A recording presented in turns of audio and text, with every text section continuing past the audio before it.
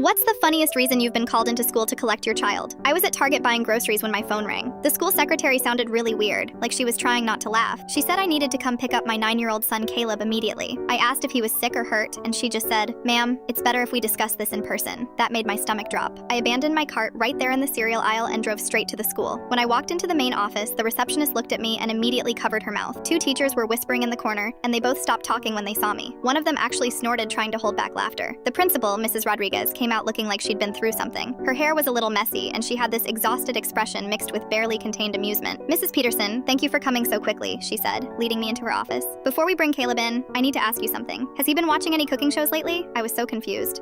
Yeah, he loves that kid's baking competition show." "Why?" She nodded slowly. "And does he help you in the kitchen at home?" "Sometimes, but what does this have to do with anything? What did he do?" Mrs. Rodriguez took a deep breath. "Well, today was our monthly birthday celebration in his class. Parents brought cupcakes, cookies, the usual treats." Caleb raised his hand and told Mrs. Chen that he brought something special too. She paused, and I could hear muffled giggling from the hallway. He pulled out a Ziploc bag filled with what he called gourmet seasoning and started sprinkling it on everyone's cupcakes before they could stop him. I was still lost. "Okay, so he brought oregano or something? That's not that bad." Mrs. Rodriguez opened her desk drawer and pulled out a small baggie with white powder in it. My heart stopped. "Mrs. Peterson, your son brought cocaine to school." I think I actually stopped breathing. "What? No, that's impossible. Where would he even get—" "Ma'am, please calm down. We had it tested immediately. It's not cocaine." She paused again, and now she was definitely fighting a smile. "It's protein powder." I just stared at her. "Protein powder?" "Vanilla-flavored protein powder. Apparently he's been watching you put it in your morning smoothies and decided it would make the cupcakes more nutritious and delicious," according to him. The relief hit me like a truck, but then the embarrassment kicked in. "Oh my god, I can't believe he did that." "Mrs. Peterson, 15 kids ate protein powder cupcakes before we figured out what was happening. 3 of them asked for seconds because they said it tasted fancy." I could hear Caleb's voice getting louder in the hallway. He was explaining to someone, probably a teacher, about the importance of protein in a balanced diet. "But here's the thing," Mrs. Rodriguez continued. "When we asked him where he got it, he said he took it from Mommy's secret stash in the bedroom." My face went completely red. I keep my protein powder in my nightstand because the kitchen is too crowded. But of course, a 9-year-old calling it a secret stash sounds absolutely terrible. "And then," she said, now openly smiling, "when Mrs. Chen asked him to explain what it was, he said, and I quote, 'It's the white powder that makes Mommy really strong and happy in the mornings.'"